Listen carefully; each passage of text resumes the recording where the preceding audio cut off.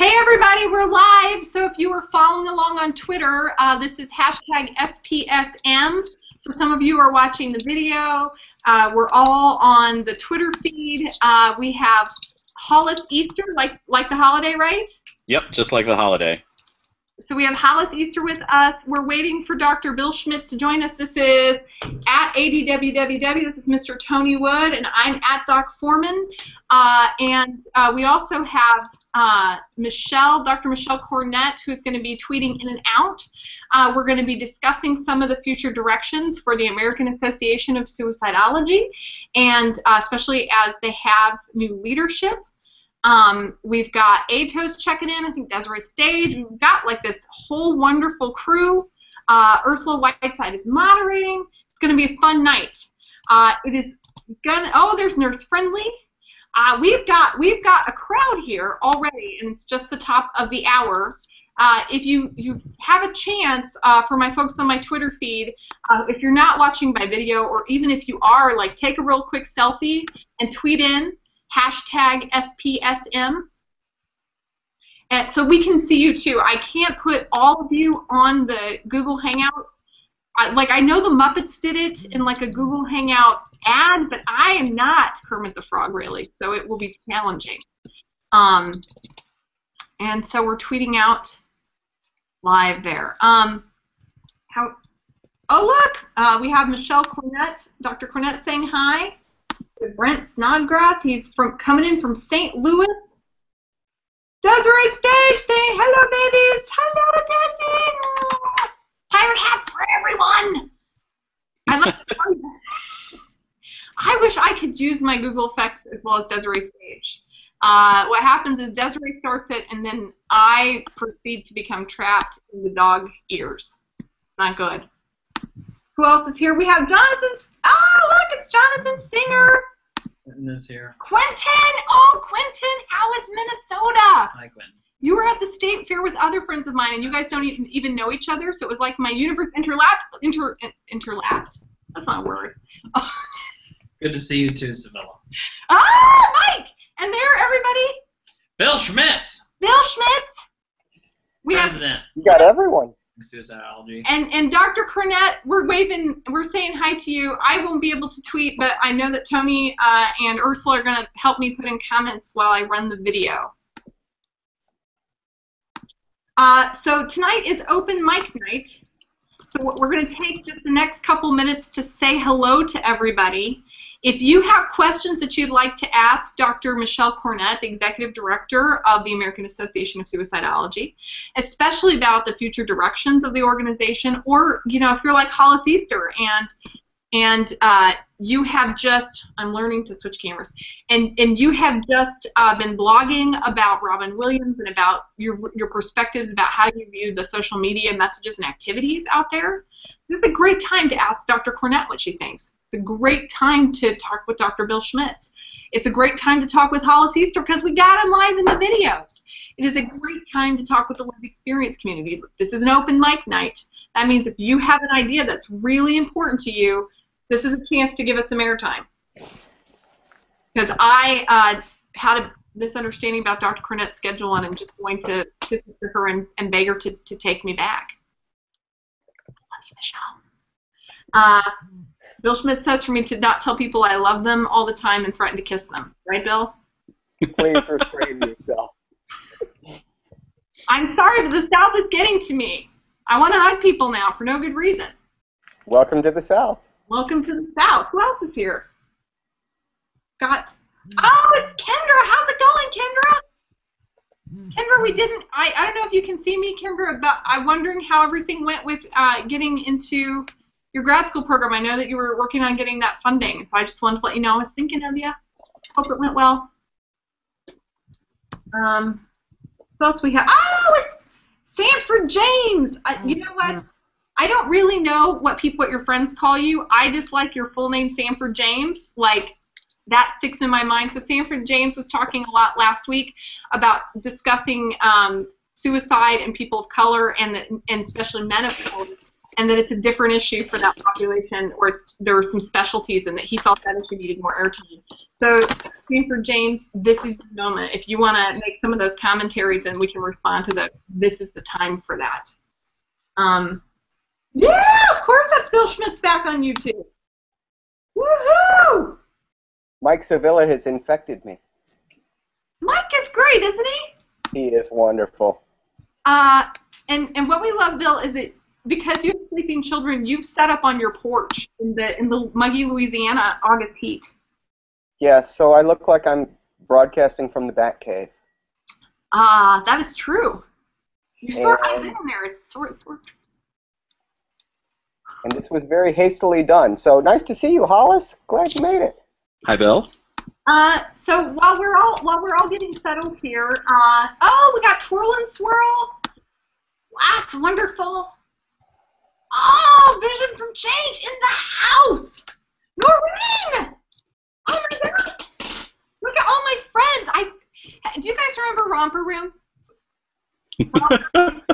Romper Do? Like, I feel like I should have a mirror. I'm like, and I see you, Noreen, and I see you, Atos, and I see you, Vision for Change, and I see you too, Dr. Cornett. We're so glad you're with us. Is this a game? No, it's Romper Room. Where were What is you? Romper Room? Who was the president when this was a thing? I don't. It wasn't even Ronald Reagan yet. Lincoln? No, Lincoln. not Lincoln. Hoover? Who was that guy? Carter. Washington. Jackson. Carter? Jimmy Carter was president. Let's see. I was a baby. Okay. So, oh, look, everybody from the conference. Oh, Sarah! How are you, Sarah? We're having some of the Twitters freezing up. Do your best, folks. So, as we're looking for, can we chat that we really would love to have questions for Dr. Cornett while we have her. She has been working some ridiculous number of hours in the transition period as she's the new executive director, but she has still given us a piece of her Sunday night that is her private time to herself, people. We are so lucky. Thank you. I loved Romper Room too, and she never said my name, but I still loved her. Right, Noreen? The video is a little fun, isn't it? This is actually what it is like. I'm usually making commentary while I'm tweeting. I'm incredibly impressed by anyone who can be on camera talking and also be tweeting at the same time. That's a skill I haven't mastered yet. We have two of us, and we have Ursula Whiteside. Hey, Ursula, who is moderating. Without a team, Hollis, this would not be possible. I love your name. It's so Southern. Like, Hollis sounds like a Southern name, and you do not sound Southern at all. I can work on it if it would make you feel a little better. So, Hollis, tell us a little bit about your blog that you were sharing. You and the Lived Experience crowd were talking about that this afternoon. It happened to pop up in my feed. Sure, what would you like to know? Well, tell us a little bit about what you said. Assume that we didn't do our homework. All right. So obviously anybody who's here is familiar with some of the things that came up about Robin Williams, and I've been talking to a lot of people about that over the last couple of weeks. I wrote a bunch of posts up initially about like trying to sort of shape the discussion that I was seeing on Facebook and Twitter a little bit, sort of to encapsulate some of the best practice guidelines and safe messaging guidelines that I've been taught and that I have, helped to set in various different roles. But what I found is that people... Pause for just a second. Hollis, tell us what your role is. Like, assume not everyone... Sure. Give us like your name and your title. I forgot to do that. No worries. My name is Hollis Easter. I am the hotline coordinator at Reach Out of St. Lawrence County, which is a crisis hotline in almost Canada. Basically, go as far north as you can in New York and then miss slightly, and that's where we are. Okay. I'm a second-generation crisis hotline person. My first day at the hotline was when I was 6 days old, and I went away to college and did all those things, but I ended up back here doing crisis hotline work, and I've been in my job for about 10 years now. I'm an assist trainer. I'm a various other things trainer. I used to serve on Contact USA's national board. That's one of the national crisis hotline organizations. I was one of the founders of New York's Suicide Intervention Skills Training Consortium, and I can keep listing things, but basically I'm a tremendously exciting person, and you should feel really lucky to be here with me or something. I do. That's why we. Hollis Easter. So you wrote a blog, because you have a blog. I do have a blog, and part of my framing for how I think about these things comes both from a lot of years in the trenches as a crisis hotline person, but also my graduate training is not in psychology, it's in instructional design. So I think a lot about how we teach people things and how we sort of communicate our ideas to them in ways that they can take in. And I think that really shapes a lot of what I am guessing you want to talk about today. So I've been writing a lot about things with Robin Williams, things I've been hearing, and trying to give people small enough pieces of safe messaging, of the idea that suicide is a thing that we can help people to choose life, that they can actually take those things in.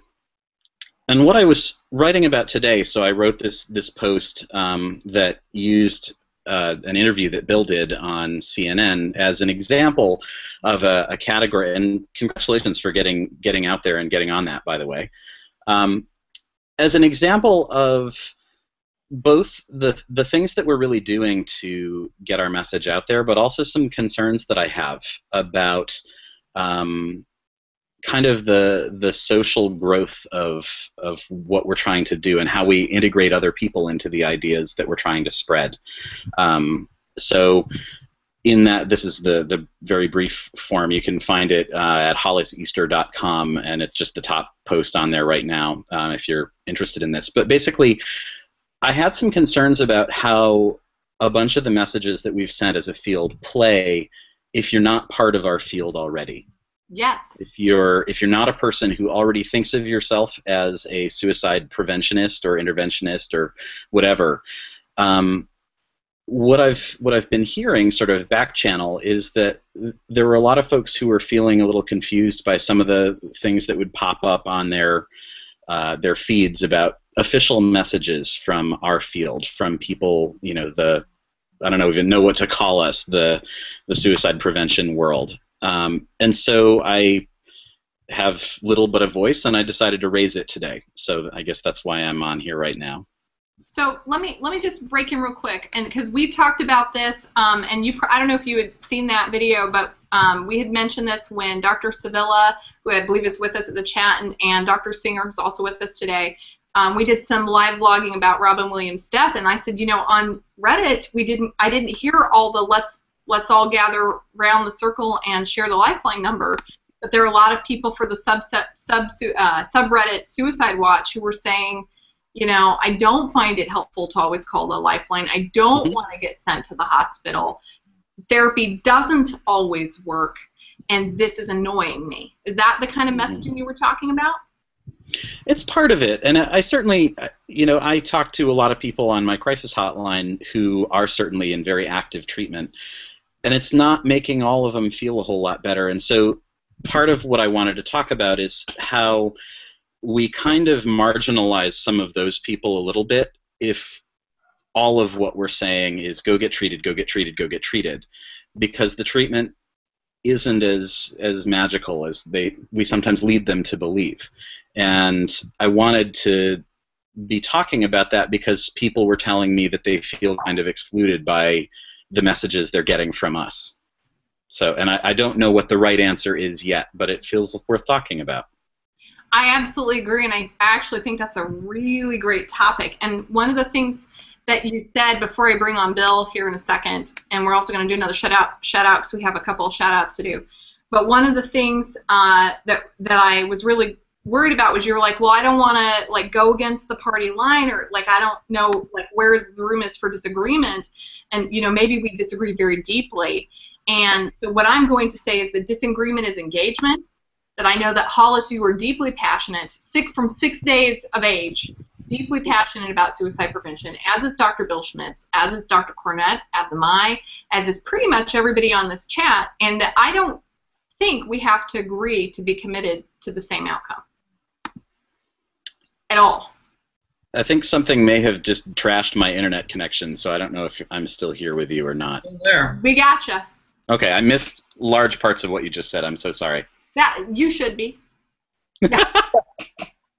It was brilliant. It was. No, I was saying I don't think we have to have the same point of view. We all agree that we want for there to be fewer suicides and for it to not be the 10th leading cause of death. And we can disagree about how we get there and have important, subtle, complex conversations about that. And video, I think, allows for this in a way that tweeting might not. And when we're doing Twitter and video, maybe we can say something valuable. Yeah. And can I just add one thought on that? Mm-hmm. Bill, I wanted to say thank you for putting that stuff out there, and I needed to have something to talk about, and your article was a good starting point for that, but I don't want to, I hope it didn't feel too targeted at you. And okay, just I wanted to make sure that we're still on good terms there. Bill, show the people you're smiling, Bill. No, I actually thought it was a great blog.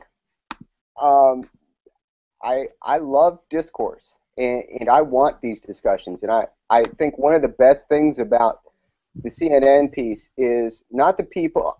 One, it did touch some people. We know that because I got some response, but I actually enjoyed just as much the people who told me what an idiot I was and how I didn't know anything about suicide.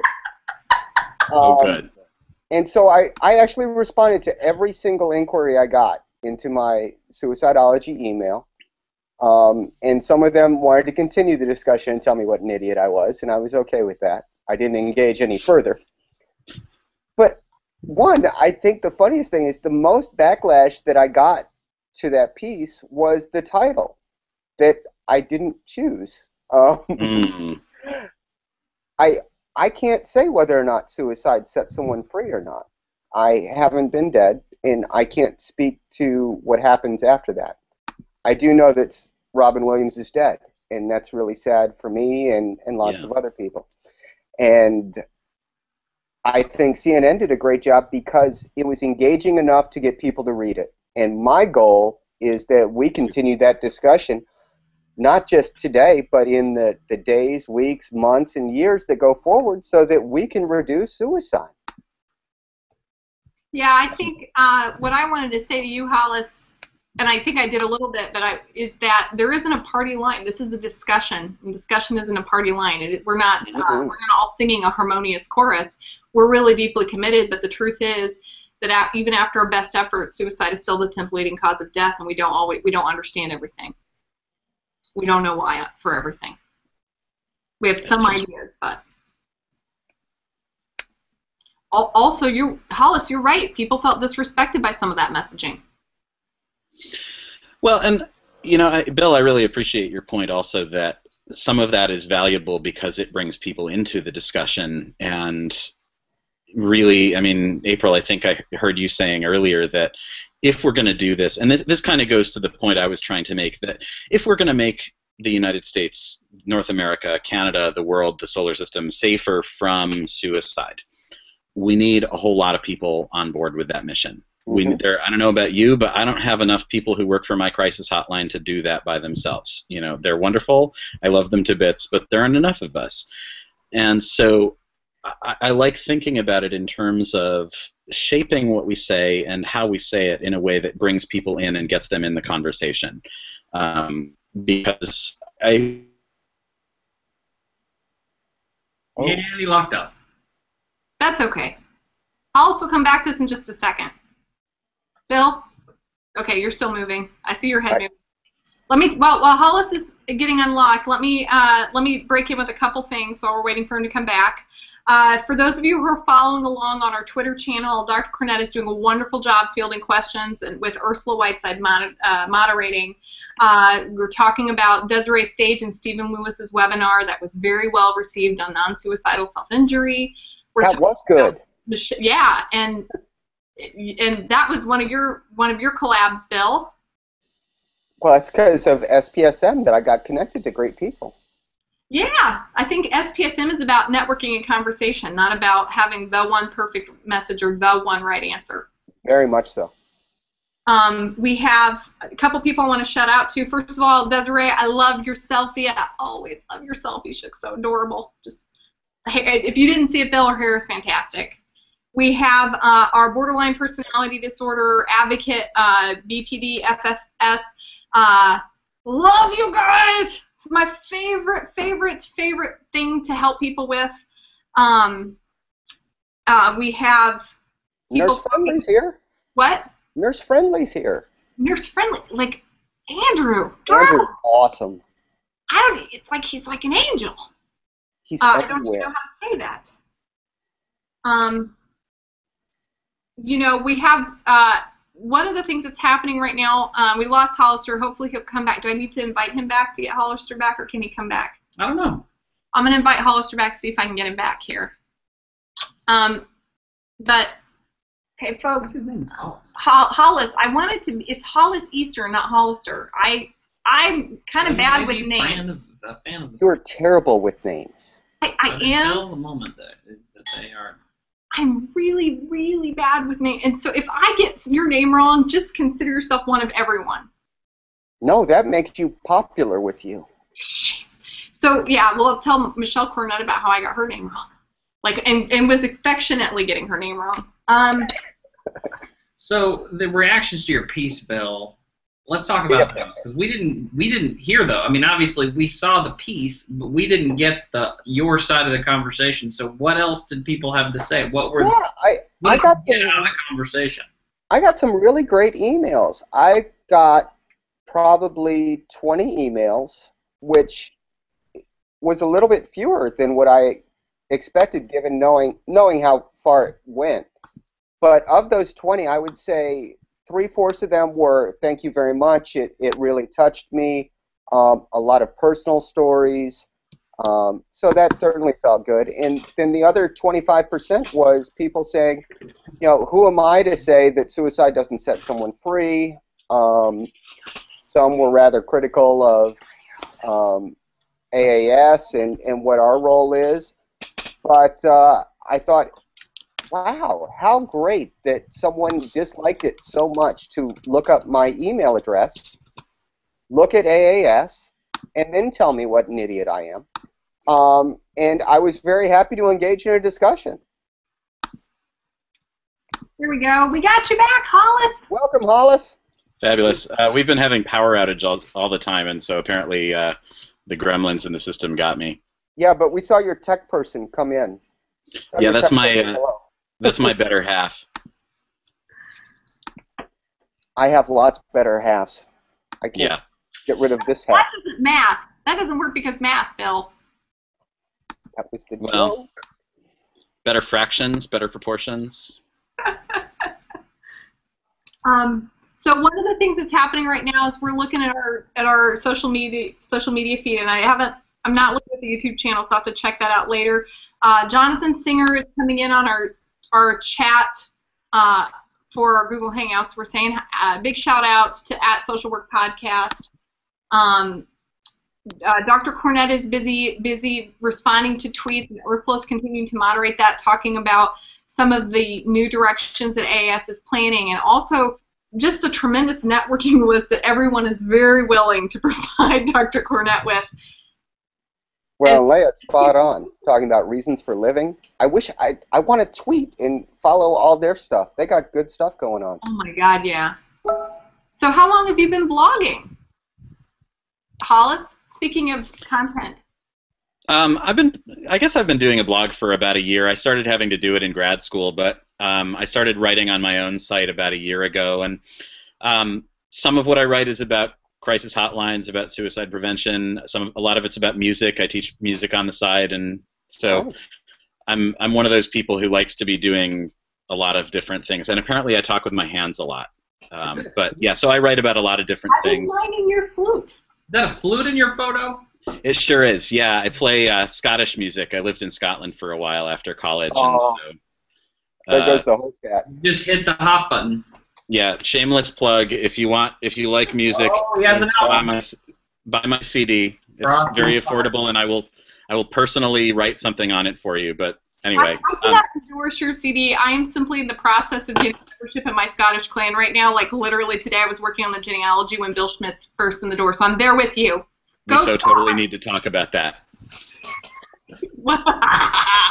But yeah, so The thing I really like about the blogging idea is that it is, this is not a new thought, but it's a really disseminated platform that takes away a lot of the existing power structures that control who gets to say what to whom in our world.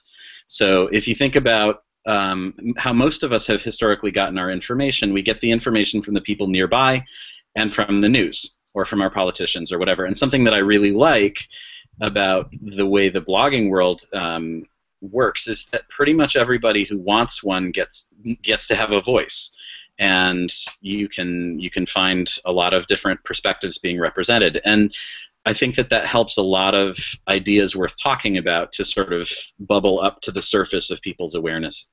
And I think that's pretty cool. So I was kind of skeptical about it at first, but I totally encourage it. As you're saying that, one of the things that's happening in the back channel that really goes with that is that we have people talking about what it's like for the LGBTQIK. I mean, that's but for this, marginalized people of various identities. Sanford James talking about being male and black and having mental health needs.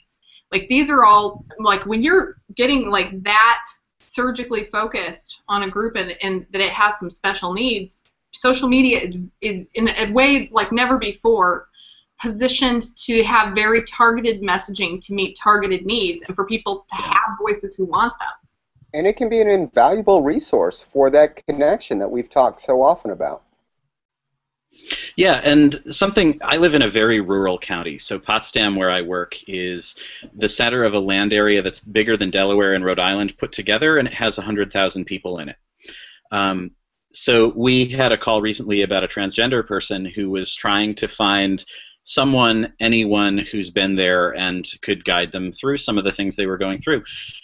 And we found one who was openly transgender in our area. The existence of all of this other stuff makes it much more possible for example, people with a rural background to have peers, to have safe connections to talk to. And I think the suicide world is profiting from that and can continue to do more with that, of just like it really can make your location not a huge issue.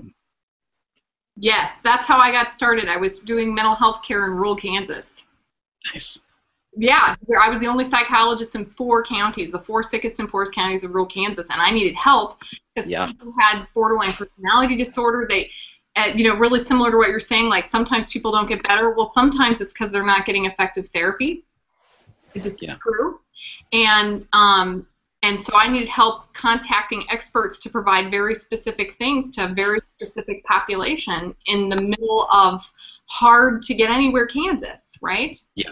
Social media is the way you meet those folks. And we're hearing our BPD FFS poster who is posting right now talking about, like, well, how do we help people with borderline personality disorder who are suicidal and who have problems with impulsivity? Like, that's a part of the disorder. And that's a great question, because folks with that disorder, 10% of them die by suicide. It has a very high mortality rate. And there are effective treatments, but getting DBT with someone who's really well trained is super hard to get to. Yeah. And I mean, that's what you were talking about, right, Hollis, was that, some people have been in therapy a long time and it's not working.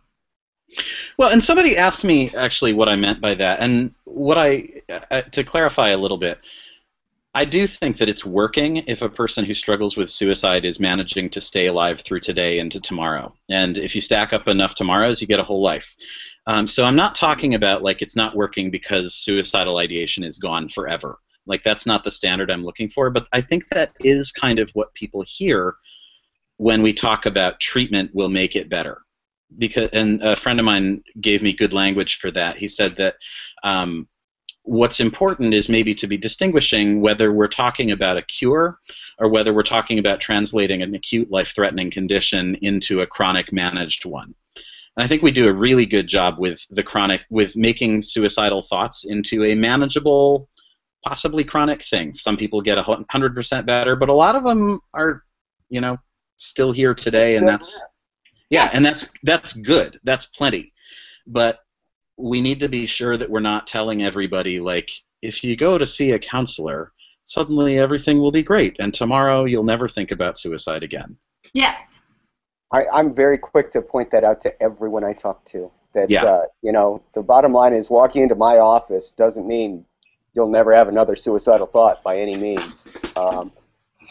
So it's very realistic, and you know, I think we try and walk on both sides of the fence. I mean, yes, we know that suicidal ideation and suicidal crises can be managed and treatments are effective, whether it's brief cognitive behavior therapy, DBT. I mean, there's some really good evidence-based treatments out there. But I also think we are scared to be honest and be real. And the reality is, as a friend of mine sent me something today, it said, you know, when someone battles cancer for 20 years and they finally die, people go, wow, you know, they really fought that long and hard, and that was a really good life. But when someone battles depression for 20 years and dies by suicide, the dialogue is very different. Yeah, and we still have some mileage to go on how to help people figure out how to talk about suicide death. I was at a bunch of funerals this week, and they or in this month, and everybody talks about, you know, they're in a better place, and they're in a, you know, at least they're not in pain anymore. And when somebody dies by suicide, the general public has no idea what to say. Yeah. And we've got, you know, we can help with that, but we need to get that out there and use our media presence to get those words into people's mouths. Here's where I'm going to break in just a minute, because I think that was a really important thing, which is, I don't know if we have to agree on the one right message or the one right point of view, but we all need to be better at messaging and better at expressing that point of view and better at distributing it if things are going to change. And you know, we're having Dr. Cornett, who's talking about, you know, the AAS plan is to really improve their effectiveness by having an open heart and open ears, and by messaging, which is happening right now. We have Mindy Schwartz. I love you, Mindy. She is talking very much about your comments, Hollis, and talking just a couple of that you know, the mental health system is difficult. It's hard to get to treatment. We would liberate people if we would talk more about it as a managed condition as opposed to a cured illness, what you said. Other people were noticing, you know, in rural healthcare settings, the nearest hospital may be 100 miles away, and inpatient may not be the answer, but all that we've got is just send the police to your door and drive you to a hospital and then send you back home the next day. I maybe added that second part myself, because I've been there.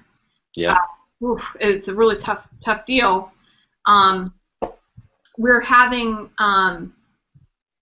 folks talking about feeling suicidal as, you know, a human condition, that this is not deeply unusual that people have these feelings. We're having folks talking about the importance of having their emotions validated, not told that there's a solution, but saying, yes, you might feel like that, and that's not an unreasonable way to feel. And can we give that message out in the media? You know, my second thought is, can we give that message out in the media and still keep people safe, like not increase the risk for suicide, and have deeply validating social media messages, which, I mean, that's an empirical question. We don't really know, right? Mm-hmm. And I think I really like the idea that thoughts of suicide are far more common than we have historically given them credit for being. Like, every time I go out in the community and I talk about suicide, people come up to me and they say, yeah, I've always sort of thought about that, but I never thought any of the help was available for me because I never planned on doing it. And so it's my experience that ideation happens for a lot of people. A lot of well-adjusted, healthy people sometimes think about suicide. And so I think there's a place for that in our messaging, and I agree with you that we need to figure out how to make sure that everybody's safe. Yeah, we have to be responsible, but can we be more validating and inclusive and be responsible? Mm-hmm. Leah Harris is saying it's not just a media issue, it's also a social justice issue, that how you might get treated and what your social rights might be if you let people know how you're feeling and do seek treatment, things could go really wrong. And especially out here in rural America, everybody knows everybody, and you know, we deal with this a lot, actually. If somebody needs to go and be hospitalized involuntarily, their neighbors are going to see the police car pull up with the flashers on, and that's going to be a thing that is in the local folklore for 40 years. Oh, yeah. So talking about how to deal with that and reduce the stigma of that and address all of that is very much a social justice issue here. And, you know, I have Dr. Cornett also talking about that in order to make changes that we have to address things like two really big important things. She said, and I am not ashamed to talk about money. She talks about funding limitations and social stigma, that we're really talking about an issue that even though it's a major public health issue, the funding for research is really limited. The funding for intervention is really limited. So having the money, you know, we're not the American Heart Association. Yeah. And so we would have to get a lot smarter. I'm thinking about how ALS had the Ice Bucket Challenge. They've raised $80–90 million, right? Wouldn't it be great if we could have done that? Yeah, because how many more people die by suicide than by ALS? A lot more. Right. And you know, quite honestly, had we had the funding with help with messaging, could we have done a better job getting the funds for Dr. Cornett than to, you know, employ her considerable knowledge base and, you know, active social media community. The SPSN community is super active. I mean, what could we do, given all the heart and firepower we had, if we just had the funding to sort of set us free? And we could do a lot about the stigma. But we really need resources, right? Bill's back. So we're talking about all those things right now. I'm going to give you guys an update on the feed. By the way, at Social Work Podcast says he's got to go take care of the kiddos. It's bedtime. I know we've had a number of calls for events that are not at this time of night, that are at different times of the day. Because I'm not employed full-time to produce media, figuring out how to do that is a little bit tricky, but Julie Sorrell comes on despite the fact this is achingly late for her, and we're going to work on having some better timed events. Wow, I wish, are you guys, Hollis, Bill, can you see the feed? I know you guys are on the video with me, and you don't have a Tony. Yeah, I'm looking at it, but don't know if I'm seeing what you're seeing. Structural injustice across our systems, Leah Harris says. Looking at suicide through a sociocultural lens, but making it really human, that humanity always needs to be first. That prison systems are one of the more funded mental health service points in our system, but the mental health care there may not be recovery oriented. Right. That was me putting it delicately. That was nicely elided. How could more funding be used for suicide prevention? Bill, if I could give you an $80 million budget, like say we had done the Ice Bucket Challenge and not ALS, $80 million. I would be so proud of our social media team because they would have come up with that. Yeah, that would be great. Way to set the bar low for me, Bill. Bill, let's say that I gave you and Dr. Cornett and your board $80 million. What could you do? Oh, I think we would be very, very happy. You know, most importantly, one, wow, my dream would be done, and I'd be very happy. I think it would start with a couple things, which is, one, we would really move forward with a lot of the prevention programming we have, a lot of the treatment programming, working on just expanding a lot of the studies and evidence base behind our training. The reality is we know mental health professionals are, generally speaking, awful at managing and assessing and working with suicidal patients. I really would love for me not to be able to say that. Me too. So you know what? Someone just tweeted this, and I think they may be in the UK. I think that this particular person is in the UK.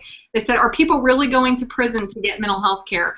And I will tell you, this is for BPD, FFS. Absolutely, yes. I have patients who do that. Family members that they can't. The patient is unwilling to be in the hospital. They don't have the funds to be in the hospital, maybe. The Or can't laws afford are the medicine. right, and they may not have the funds to take their medicine, whatever, and so they may commit crimes to go back in, or the family members they may be in prison for $50 bail. Like from the East Baton Rouge Parish, I've talked with the warden. The family members will leave them in there for months for a $50 bond in order for them to get mental health care, because it is so hard to get. So after we tell everyone call the hotline and go see a shrink, it's actually really difficult. Waiting lists all across the country. Waiting lists are weeks and months to see a psychiatrist.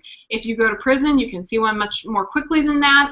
If you go to the hospital, so I mean, we really have a system that tends to want you to be inpatient or an inmate in order to get treatment for depression. Not right. We kind of have a problem with wraparound care in almost every health and mental health treatment field. You see that with childbirth, where it's all about taking care of kids, and then as 6 weeks go by and people get dropped. We see it with so many other things, that there's a lack of what happens after the initial visit, and I think that's sort of what you're talking about with the what happens after you call the hotline or whatever.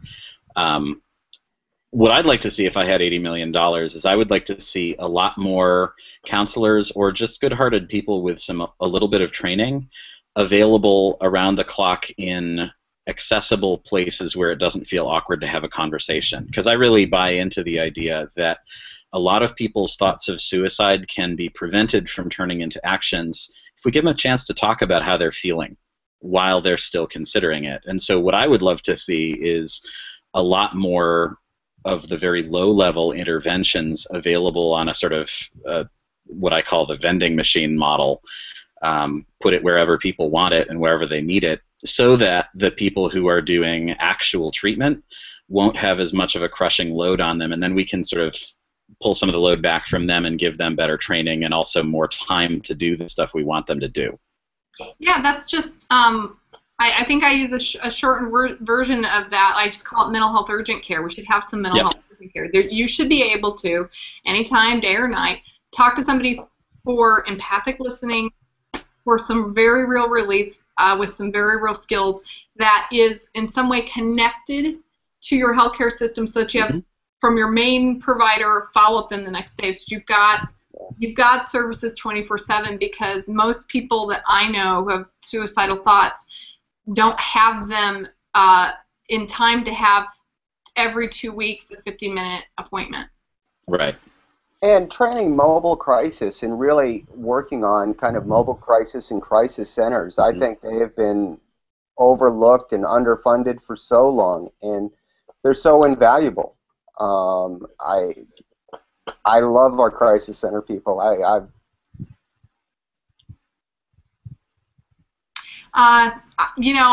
think they're pretty great too, right, Atos? I happen to think the crisis center people are great. And I don't know if Jen Lucy James may be asleep by now. She's had a rough time, but I just want to just give her a shout out. Unicorn power. Woo! Unicorn farts. Sorry. Good night, Michelle. Michelle's heading out. She's going to take back some of her three-day weekend that we've intruded upon. But she's talking about, some people are talking about having more training, especially for medical residents. And this is my plug for Dr. Sevilla and for all of my doctor friends. 80% of mental health care is being provided in primary care, which is inadequately provided with training and resources to do that. And so I think that the Dr. Mike Sevillas of the world need more support for mental health care. We need to be putting mental health resources in primary care settings a lot more. If I had $80 million, urgent care, mental health and primary care, better money for research and better money for marketing. If I had a slice of that $80 million, I would say if I could do half the marketing, a 25th of the marketing that the Susan J. Komen Foundation did for breast cancer, for suicide prevention, right? Yeah. like, I would love to change, if you wanted to address stigma and get people really interested in building a mental health care system that serves people with actual mental health needs the way that they really have them, that's how I would do that, by changing how people see things and by encouraging people to be active. That's what I would do. Well, and they changed the national dialogue. Cancer used to be whispered and known as the C word. Mm-hmm. That's a really good point. Look at it now. I mean, football players and hockey players are wearing pink shoes and playing hockey with pink hockey sticks. It is ridiculous to me that the 10th leading cause of death remains absolutely silent. Yeah. And speaking of the C word, just a little plug out for my friend Lisa, who is doing the movie The S Word, speaking of the C word, talking about that it's just more people are dying by suicide than in car accidents, and I don't see billboards, and I don't see people talking about it, and I see people getting really nervous about it. No, they're scared to talk it. Oh, yeah. Absolutely.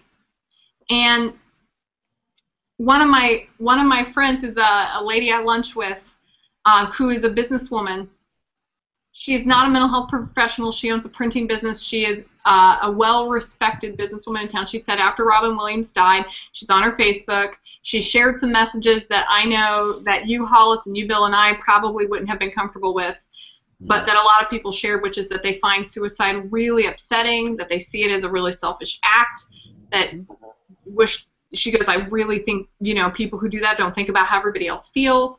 And her viewpoint is the same viewpoint that a huge portion of our public have.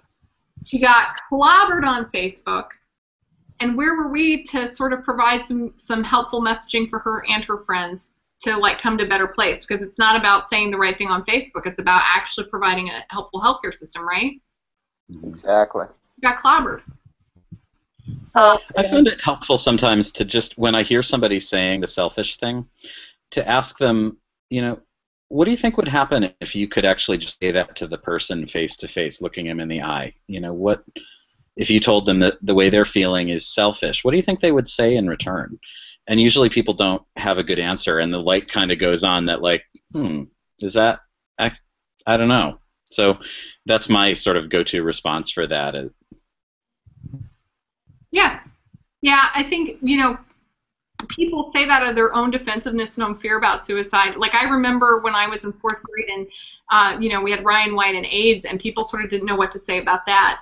And now we're much more comfortable with it as a society. We kind of do know what to say. Well, I would like for that same level of social awareness and comfort in responding to start to come to our communities at this point.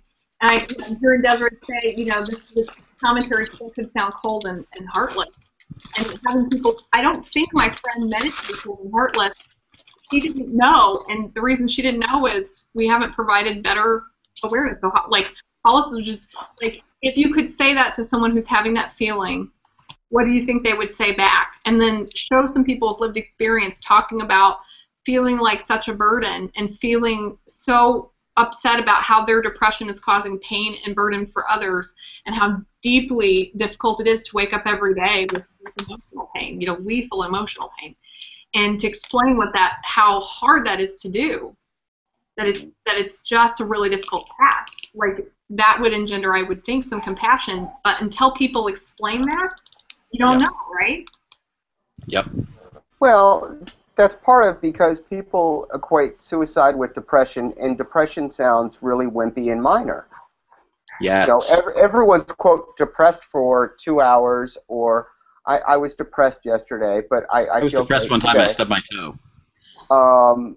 The reality is that in no way captures the severe anguish, turmoil that goes on. If I got run over by a Mack truck and was still breathing, I don't think I'd spend a whole lot of time thinking about how this would impact my father or my mother or my children. I'd pretty much want to just be out of pain, and enough's enough, and get me to care. But that's a very different, it's a more visual pain, and people go, oh, well, of course you wouldn't think about your family because, you were on the death's doorstep. So selfish, Bill. I am very selfish too, but that's another discussion. I remember an example that I've used a lot of times in teaching. In 2000, I think 7 or 8, I had pancreatitis, and if anybody here has ever had pancreatitis, it's not a picnic. And they were giving me so much morphine that they told me that it would kill me if they gave me any more, and I couldn't tell that they had given me any at all so far.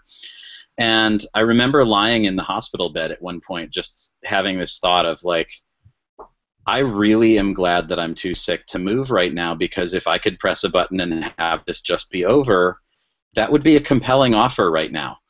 And the next thought was, I'm going to get better from this, and that's going to be a great story to use in teaching suicide intervention classes.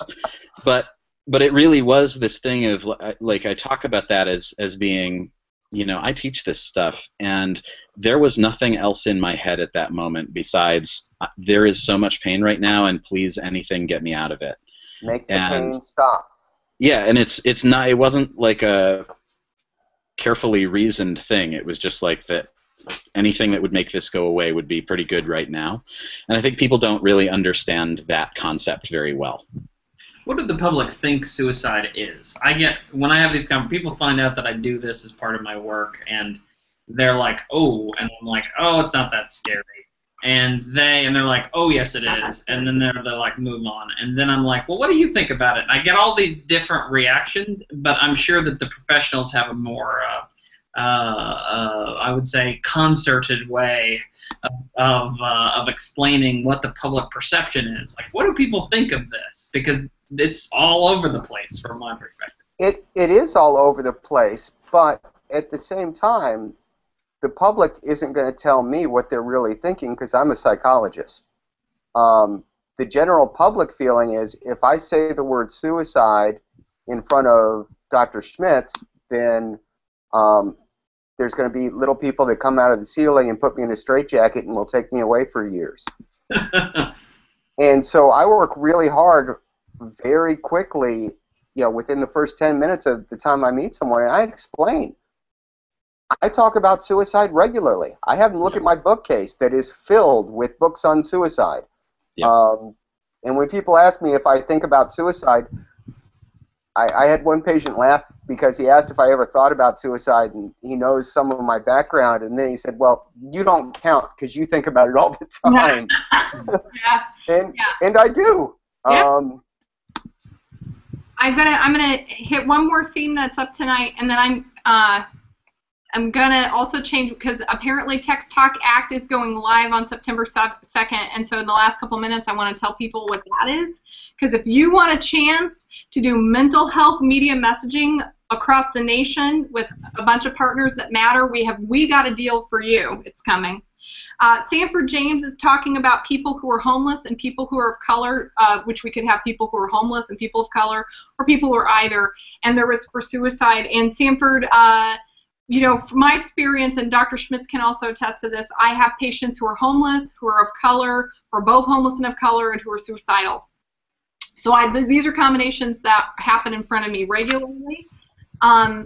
For people who are of color, and being black and in the South is different.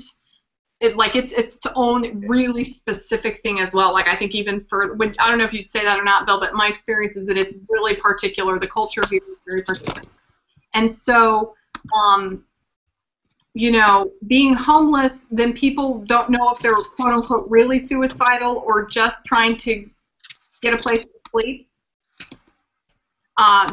Being homeless is incredibly difficult, and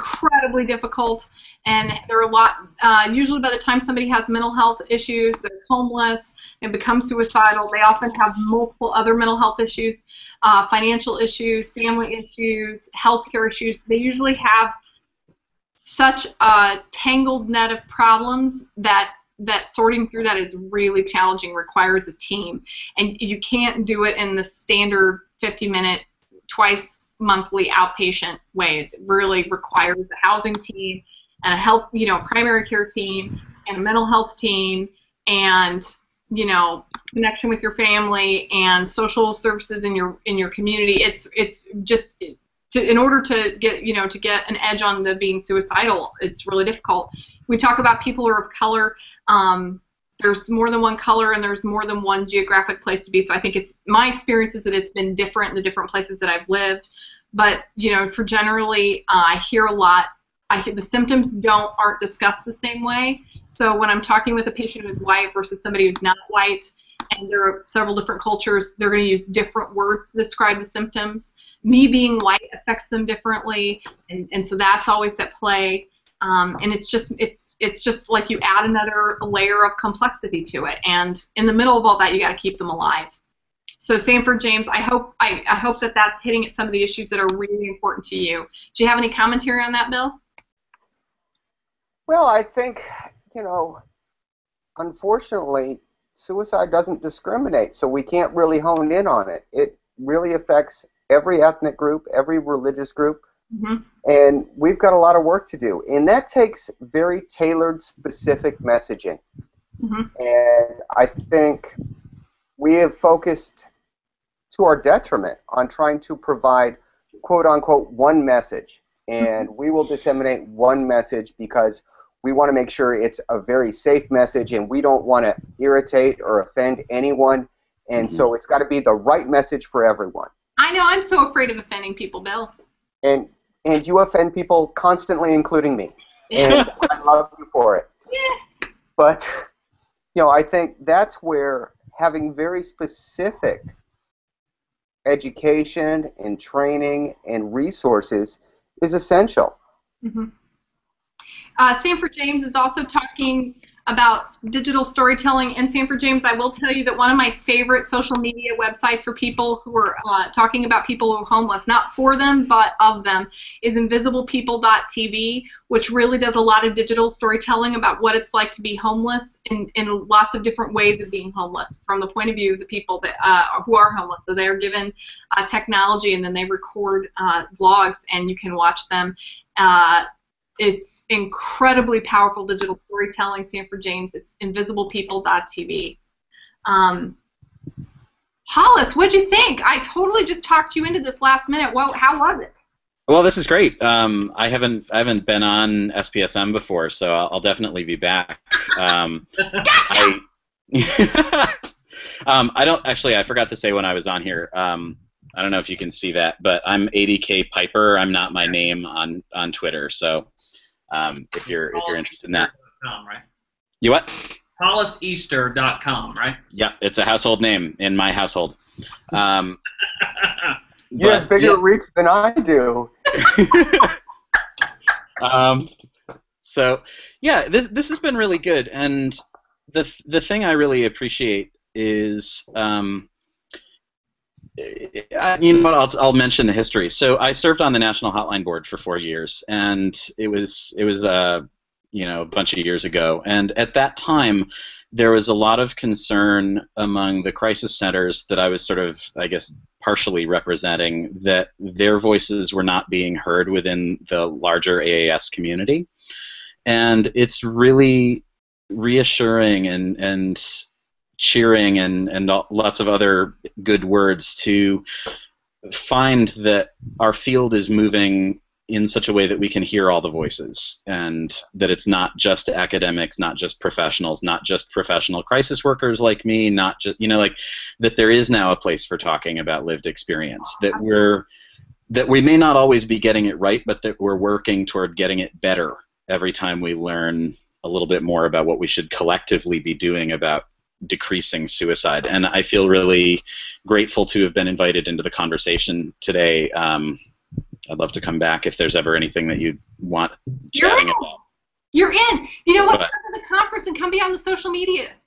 Like, we have a social media team of people. Like, we can find a place for you to come and tell stories if you want to come tell stories. I would love to. We talked about the funding piece, and my organization keeps getting its budget cut, so I haven't ever made it to an AAS conference because it hasn't ever made it into our training budget to be able to do that. Come up with a plan. Let's defeat. That's all right, Hollis. It's not like suicide impacts that many people. It's true. Yeah, it's only what, like 35,000 people a year. Let's find a way to make it happen, because we have a social media team, and then we have like a core team, and we have people who did around it. We had a great time. We have Jonathan Singer's going to be doing some podcasting there. We're going to do all sorts of fun stuff. You got to show up and blog. Definitely. Okay, so we're getting ready. It's final thoughts, and we're in the last 2 minutes of the chat. I want to let everybody know before we go off. There's this great event happening. AAS is one of the what is it called? We're one of the partners. Partners, that's the word we're using. And it's hashtag Text Talk Act. It's going to be starting September 2nd, so that's on Tuesday. It's going to be going through to Mental Health Awareness Month in October. AAS is going to be doing some messaging about suicide. You know, Suicide Prevention Week, World Suicide Prevention Day, all this is coming up in the next couple weeks.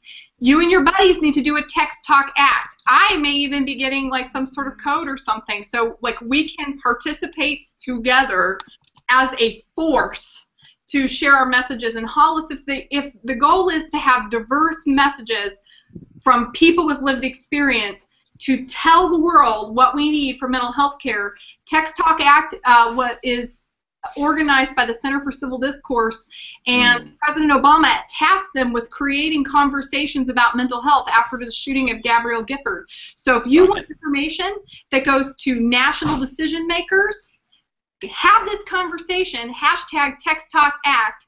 I want my SPSM peeps who have diverse, complex, informed voices about mental health and suicide, I want them to show up and tell people what it's like. It's the only way we're going to change things, right? Yeah, this is more than a want. This is an absolute need. You know, if there was one thing I were to implore people to do in the next 6 months, this would be it. Because this is our chance to let national funders within government know that suicide is a discussion topic that not only has to happen, but people want to have happen. And you can really shape the dialogue through Text Talk Act. So we sort of pulled this together with things like having had a little bit of a stumble in the organization, but Hollis, I really want to thank you for being here. This is your first chat, and so of course you said, sure, I'll do video. For having an innovative, relaxed spirit, I just want to thank you. I want to thank Dr. Bill Schmitz in the middle of sick children set up a man cave about 30 minutes ahead of time just because I said it needed to be. 5 minutes. Okay, and everybody, you know, this is my absolute rock. This is at ADWWW, who has, if it weren't for him, none of this would have happened in terms of helping us become much more technology savvy and media savvy, how to use the tools to do what our hearts really want to do. So thank you, everybody, for being here. We're going to post this video, and we're going to curate the chats from tonight's discussion. So, Noreen, I promise, I didn't get to read any of it either. We will all catch up together. I love you. Thank you for this chat every night. It keeps me going. Everybody say your goodbyes. Bye. Cheers.